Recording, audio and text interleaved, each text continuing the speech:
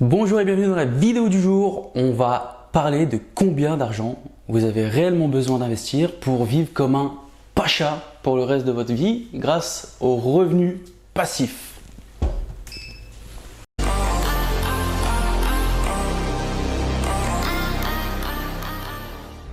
L'idée de cette vidéo, elle m'est venue la dernière fois parce que j'ai un ami qui est venu à la maison et il m'a demandé comment faire pour développer des revenus via la bourse et vivre sans qu'il n'ait plus jamais besoin de retravailler. Et à ce moment-là, j'étais ok, comme tout le monde aimerait vivre sans devoir travailler. Alors ma question essentielle, ça a été la suivante. De combien aurais-tu besoin sur une base annuelle pour que tu sois à l'aise financièrement et heureux avec ce revenu alternatif?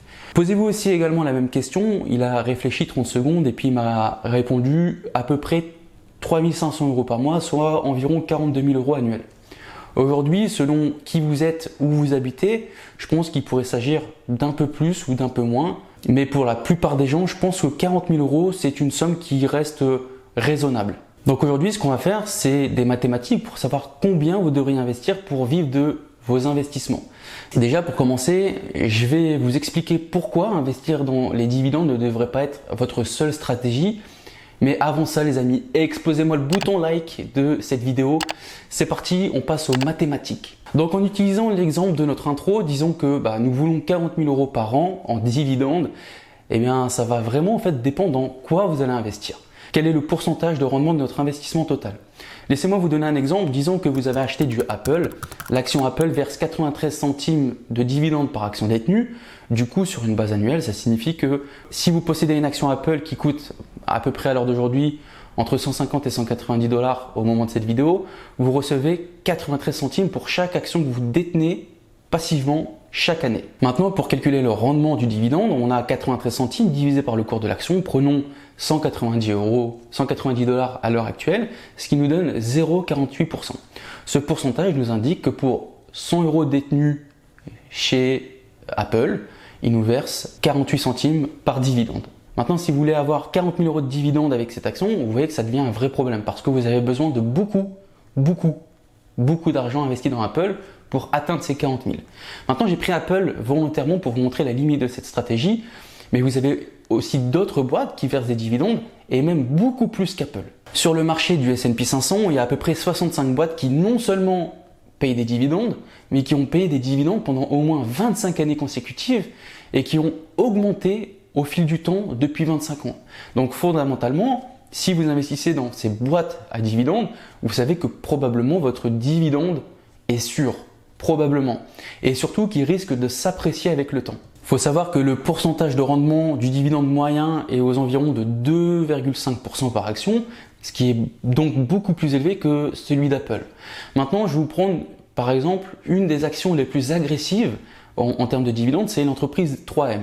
En 2023, la société 3M verse à peu près 6 $ par action détenue. Donc logiquement, pour atteindre 40 000 €, vous auriez besoin de moins d'argent investi pour atteindre ces 40 000 €. On va parler chiffres, ça va parler à tout le monde. Pour atteindre 40 000 € passifs chez Apple, on a besoin d'investir 8 172 000 $, alors qu'avec 3M, on aurait juste besoin de 680 000 $. Vous voyez ici que le facteur important, c'est le rendement en dividende qui va vous permettre de déterminer combien vous avez besoin d'investir pour pouvoir en vivre passivement. Maintenant, est-ce que c'est une bonne stratégie? Clairement non. Il y a ce fameux adage qui dit on ne met pas tous ses œufs dans le même panier. Donc logiquement, vous allez chercher à développer un portefeuille global qui lui va être bien diversifié. Il va être composé d'actions à dividendes, d'actions prometteuses, de crypto, d'immobilier, etc. Maintenant, pour vous donner un exemple concret de pourquoi vous ne devriez jamais mettre tous vos œufs dans le même panier, parce que là je vous fais peut-être rêver avec la société 3M et son dividende exceptionnel, mais prenons une autre société qui elle aussi est cotée. On va parler du cas AT&T. AT&T, c'est une société, c'est le plus grand fournisseur de services téléphoniques et internet aux États-Unis et c'est le deuxième opérateur en tant que service mobile. Si on regarde les performances ces 5 dernières années pour AT&T et puis même tout simplement sur l'ensemble de la performance, on voit qu'ils sont juste tradés latéralement depuis pas mal d'années. Donc imaginez que vous ayez full investi sur AT&T, votre portefeuille il serait pas tip top quoi. Donc certes l'action est moins chère, mais le dividende l'est tout aussi. Et il n'y a pas, de ce qu'on voit, il n'y a pas un risque de hausse flagrante. C'est une action en fait qui est là, qui végète dans ce range. Ce qui m'amène à la deuxième partie de cette vidéo, la dure vérité. Si nous jetons un coup d'œil aux données financières en France, ce sont des données qui sont issues de l'INSEE, on remarque que la valeur nette médiane du patrimoine des Français est assez basse, 124 000 euros. Ça veut dire que la moitié des ménages possèdent moins que cette somme et l'autre moitié plus. Cette donnée, elle est souvent utilisée dans le débat public, mais en réalité elle est trompeuse parce qu'elle rassemble toutes les générations alors que, on le sait, le patrimoine c'est un processus d'accumulation de richesse dans le temps. Donc par définition, l'immense majorité des jeunes ne possèdent rien ou presque rien. Si maintenant on prend la valeur moyenne du patrimoine net, nous sommes aux alentours de 240 000 euros. Pourquoi il y a une telle différence entre ces deux moyennes? Simplement parce que cette médiane, elle est biaisée, puisque c'est dû aux valeurs des plus riches qui sont beaucoup plus élevées et donc qui se répercutent sur le calcul global. Tout ça pour dire simplement que si on prend en compte ces statistiques, si on prend la valeur nette de la personne, même dans la situation où elle pèse le plus, à savoir vers 55-65 ans, avec un patrimoine de 307 000 euros, que vous mettiez tout votre patrimoine dans un portefeuille à dividendes, vous seriez encore loin des 40 000 euros par an de revenus passifs. Et encore, ça veut dire que pour avoir ces 307 000 euros, on prend la valeur de tous vos biens et revenus, comme votre maison, votre voiture et tous les types d'actifs d'investissement que vous possédez. On revend tout, on récupère le cash et on investit tout dans ce portefeuille à dividendes. Donc à ce stade, on voit clairement que c'est pas magique et que pour générer 40 000 euros par an, il y a du taf les amis. Ce qui nous conduit à la partie 3 de cette vidéo, la meilleure stratégie, surtout si vous êtes jeune. Vous devez mettre en place une vraie stratégie, pas simplement investir dans un portefeuille à dividendes parce que c'est pas la manière la plus efficace de construire quelque chose. Pour rester sur la bourse, moi je pense qu'il vaut plutôt mieux investir dans la croissance plutôt que dans les dividendes, surtout au début. Vous pouvez vous permettre de prendre beaucoup plus de risques lorsque vous êtes jeune. Disons que vous n'avez que 1000 euros à investir. Si vous le mettez dans un portefeuille à dividendes qui va générer 5%, finalement, vous avez juste gagné 50 euros de dividendes. Et c'est pas ça qui va vous rendre riche, ok? Ce qu'il faut penser, c'est la magie des intérêts composés qui fonctionne uniquement avec le temps. Donc, plus tôt vous commencez à investir, plus tôt vous commencez à faire fructifier votre capital, plus les intérêts composés vont multiplier et augmenter votre capital de départ. Donc avec 1000 euros investis sans y toucher, avec un rendement de 8%, ça nous donne 4700 euros dans 20 ans. Donc quand vous êtes jeune, votre mission c'est quoi? C'est d'accumuler un maximum d'investissement. Tout ça pour vous permettre, lorsque vous êtes plus âgé, vous pouvez convertir le tout en quelque chose qui va vous payer, comme un portefeuille d'actions en dividendes.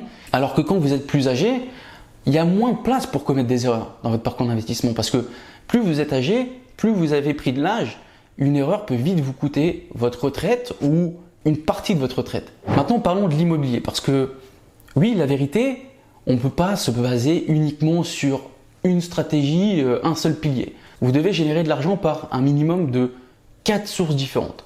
La bourse est un pilier, l'immobilier est un pilier, le business est un pilier, la crypto est un pilier. Et chaque pilier a ses forces et ses faiblesses. Par exemple, en bourse, on vient de le voir, c'est quand même quelque chose de relativement stable, relativement éprouvé. Cependant, l'exemple concret, c'est qu'on a besoin de beaucoup d'argent pour utiliser ce pilier.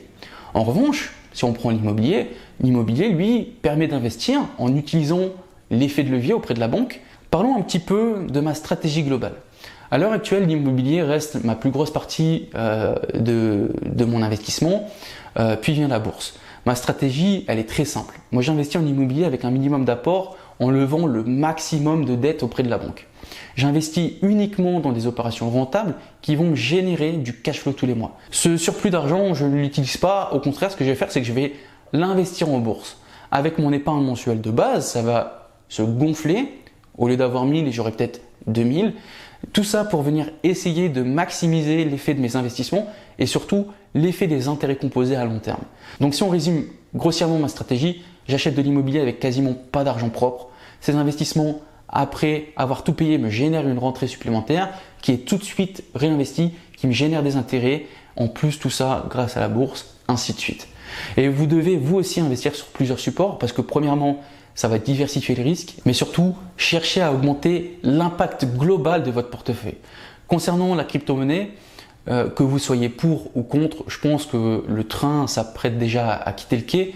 Donc pour les retardataires, ne tardez pas trop. Je vous parle d'investissement sur des vrais projets, pas des meme coins, pas des shitcoins, etc. Pour moi, la crypto est là pour rester dans le futur, voire même plus. Et pour finir, parlons du business. Pour moi, c'est clairement le pilier qui peut faire la réelle différence. Vous ne pouvez pas laisser ce pilier de côté parce que je pense que c'est lui qui va permettre de booster vos revenus et par conséquent vos investissements. Bon les amis, qu'est-ce que vous pensez de ma stratégie actuelle? Pas ouf, ça va ou elle est top? Dites-le moi dans les commentaires juste en dessous. Vous pouvez vous aussi me partager votre stratégie d'investissement. Qui sait, je pourrais potentiellement apprendre un truc. Les amis, c'est tout pour cette vidéo. Si vous avez aimé, donnez-moi de la force en explosant le bouton like, en vous abonnant, activez la cloche, ça fait toujours plaisir. Je vous rappelle que vous pouvez aussi me retrouver sur le podcast Money Circle Talks tous les mercredis. On se retrouve pour des sujets passionnants autour des finances et de l'investissement. On est beaucoup plus dans une ambiance à la cool et tranquille. C'est tout pour aujourd'hui. Prenez soin de vous. N'oubliez pas 1% chaque jour. Et moi, je vous dis à la prochaine vidéo. Ciao, ciao, ciao!